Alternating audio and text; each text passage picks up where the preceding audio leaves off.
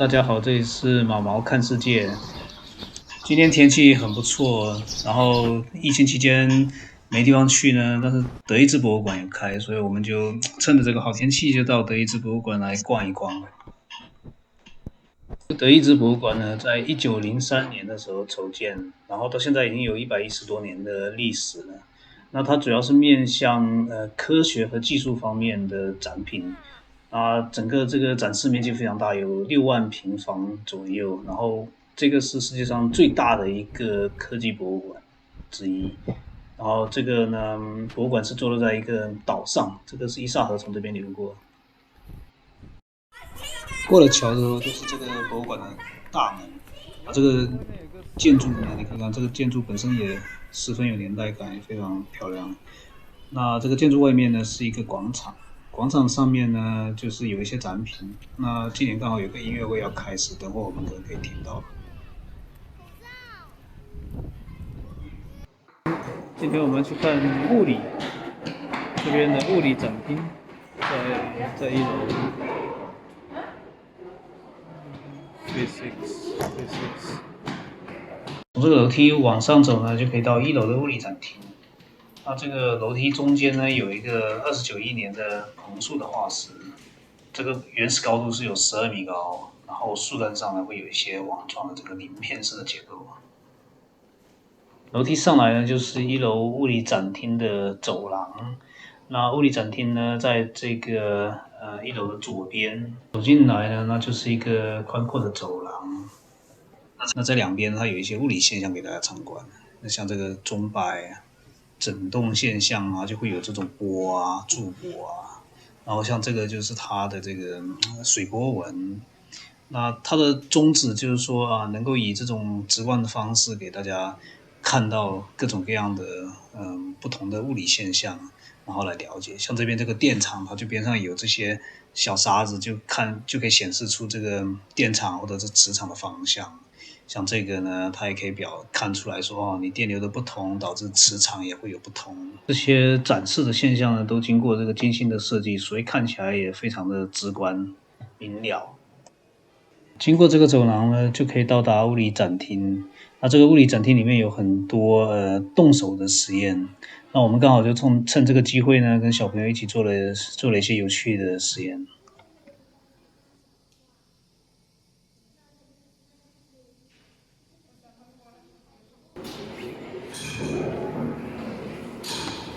这个很简单，滚来滚去。那这个你知道是什么意思吗？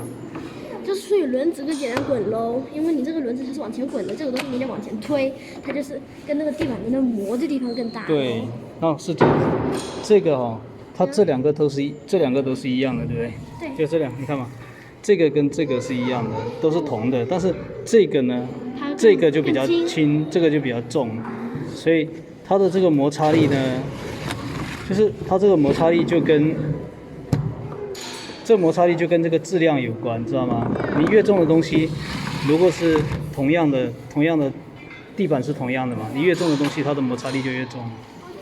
然后这个呢，你看，这个跟这个是一样的，但是这个比这个轻，因为它的地板这个比较光滑，所以这个就比较。4个块。对啊。但这个对啊，这就摩擦力。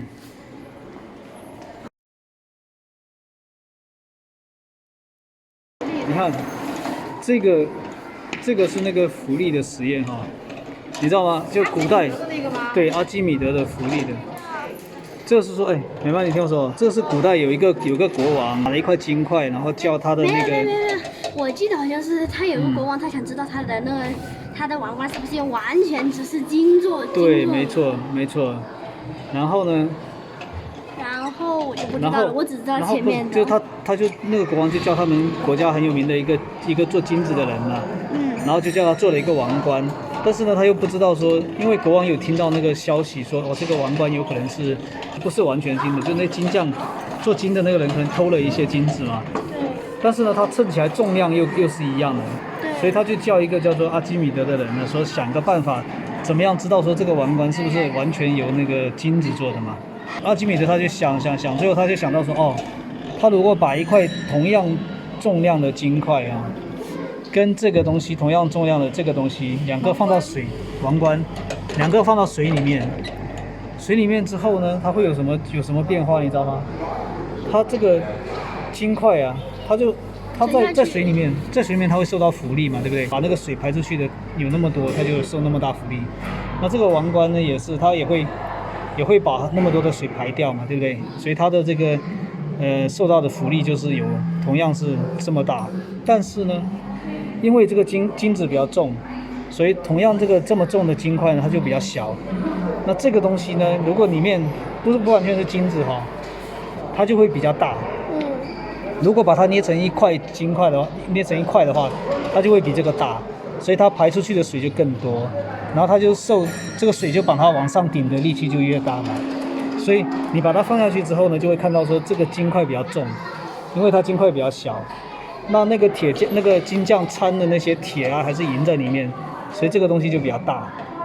它把它捏成一块之后，其实是会比原来那个大。但是这不是真的。对，不是完全是新的。但是你把它摇起来之后呢，你看它又是平的，摇起来就一样重了。差不多。对不对？对。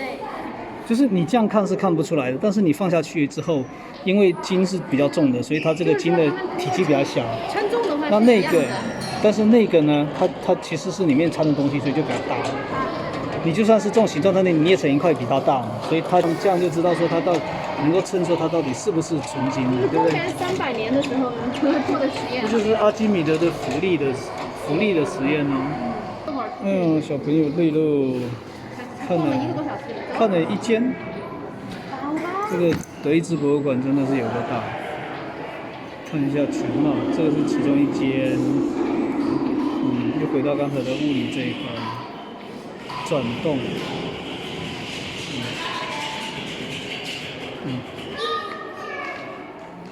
逛了2个小时，现在我们出来了。外面天气还不错，这个音乐会也已经开始了。广场上还是有不少人在听，然后也在享受这个阳光吧，难得的阳光。